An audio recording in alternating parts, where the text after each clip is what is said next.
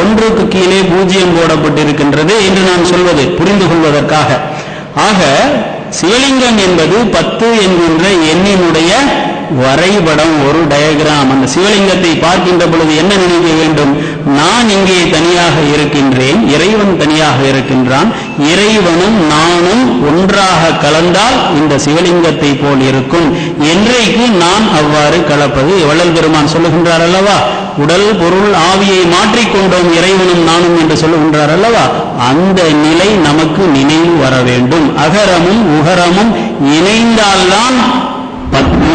தமிழிலே பக்தி என்று சொல்வார்கள், பக்தி என்று வடமொழியிலே சொல்லுவார்கள். பக்தி என்பது வேறு, பக்தி என்பது வேறு, தெரிந்து கொள்ளுங்கள். கோயிலுக்கு போய் கண்ணில் 2 சொட்டு தண்ணி வந்து நீங்க ஆக எவ்வளவு பக்தியோடு இருக்கார், வெறும் உணர்ச்சி. சித்தர்கள், தமிழ் நாயன்மார்கள், ஆழ்வார்கள் வெறும் உணர்ச்சி வசப்பட்டவர்கள் அல்ல, அவர்கள் அறிஞர்கள். அந்த உணர்ச்சி எங்கிருந்து வர வேண்டும் என்றால் அறிவிலிருந்து வர வேண்டும். அந்த அறிவு என்ன?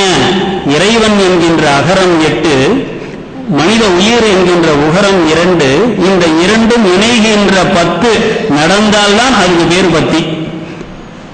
பக்தி வேறு, பக்தி வேறு. 8ம் 2ம் என்பதன் ரகசியத்தை தெரிந்தவனே பக்தன், தெரியாதவன் பக்தன். தெரிஞ்சுங்க, இது ரகசியம். விளக்கங்கள் எல்லாம் அற்பாவில் நிறைய இருக்கு, நீங்க பார்த்துக்கலாம். ஆக வள்ளல் பெருமான் என்ன சொல்லுகின்றார்? ஒரு நாள் இறைவன் சொன்னாராம், எனக்கு 8 2 கூட தெரியாது, என்ன செய்யறது என்கின்ற பொழுது, இதுதான் 8, இதுதான் 2 என்று வள்ளல் பெருமானுக்கு இறைவன் காட்டி கொடுத்தாராம். 8ஐயும் 2ஐயும் நீ தெரிந்து கொண்டாய் மகனே, இது முதற்படி. இதேபோல் இனி வருகின்றபடி எல்லாமே 8 2ஆகத்தான் வரும். 8 2 புறத்தில் உள்ளது என்று சித்தர்கள் சொல்வார்கள். 8 2 என்பது சுவாசத்தில் உள்ளது, 8 2 என்பது கண்களில் உள்ளது, 8 2 என்பது அறிவில் உள்ளது, 8 2 என்பது ஆத்மாவில் உள்ளது, 8 2 என்பது ஆத்மாவை கடந்த இறைநிலையில் உள்ளது என்று இந்த 8 2 எங்கெங்கெல்லாம் இருக்கின்றது என்று தேடி போகின்றார் வள்ளல் பெருமான். எல்லா இடங்களிலும் 8ஐயும் 2ஐயும் கூட்டுகின்றார். கூட்டினால் 10 வருகின்றது.